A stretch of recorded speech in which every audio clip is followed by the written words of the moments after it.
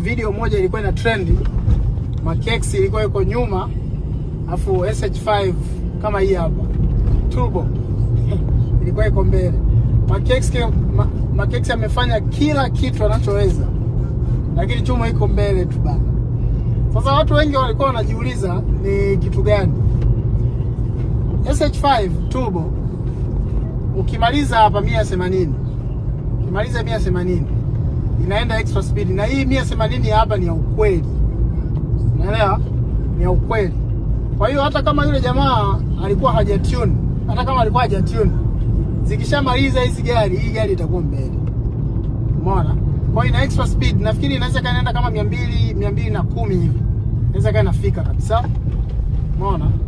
Na kwa sababu hii ni turbo charge, performance yake ni extraordinary, unaelewa. Japokuwa sasa kwenye launch V6 engines za hizi GR series they are very fast, unaelewa. Lakini baada ya kuattain sasa hiyo maximum speed ndio unaweza kuanza kuona hii inakuja kupita. Ni kitu cha kawaida.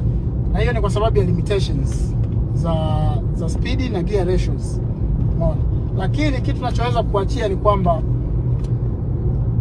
mimi binafsi nasema this was the last toughest Subaru. Mimi binafsi huku kwingine Subaru naona kama wanatuletea michezo, yani kuna michezo wanaifanya michezo, yani kuna michezo. SJG wamejitahidi sana kwenye durability ya ile mashine. The machine is very durable, unaelewa. Lakini hapa katikati wametuletea michezo sana, unaona. Lakini pia nafikiri purpose, hizi ni gari ambazo hii ni heavy duty machine.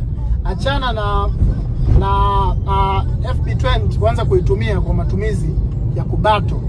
Ukibato na FB20 barabarani unabato na maisha yako.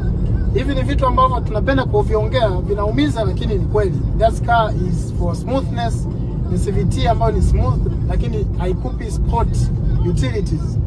Kwa hiyo ukiwa unatumia ile, unatakiwa tu kujua kwamba ni gari ambayo ni for smooth driving, unaelewa.